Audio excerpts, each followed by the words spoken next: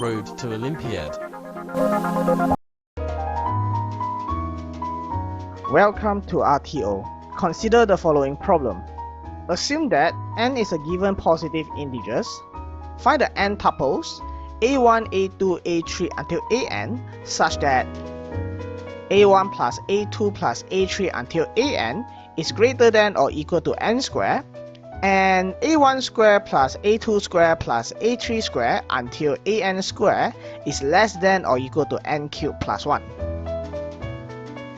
As always, since we are dealing with inequality here, some famous algebraic inequalities such as Cauchy inequality or Holder's inequality will be useful.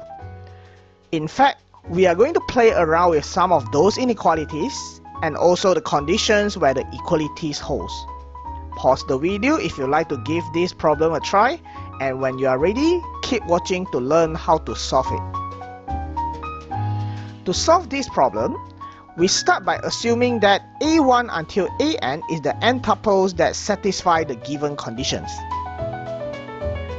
By using the Cauchy inequality, we have the sum of the square from a1 until an is at least 1 over n multiplied by the square of the sum from a1 until an. And from the first given conditions, we know that the sum of a1 until an is at least n square. So the sum of square from a1 until an is at least n cubed.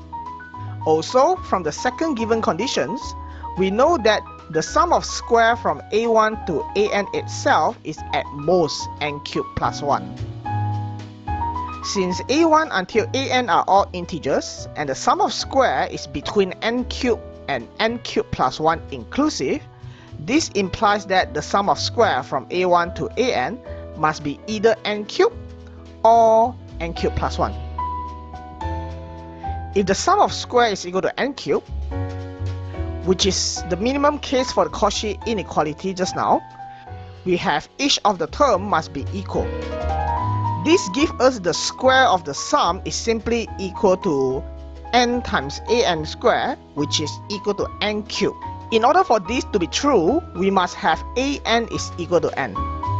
So we have our first solutions, which is when all the ai is equal to n for I running from 1 to n. If the sum of square is equal to n cubed plus 1, we can let bi to be equal to ai minus n for I running from 1 to n. Then, the sum of bi square from 1 to n is simply equal to the sum of ai minus n the whole thing square from 1 to n.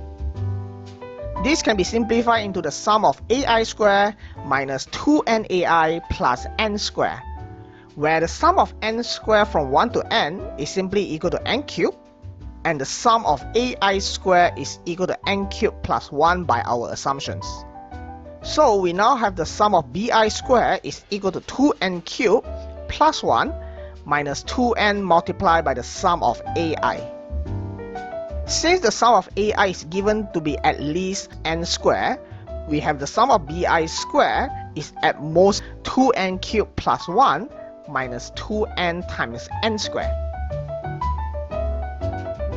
which is 2n cubed plus 1 minus 2n cubed, or simply equal to 1.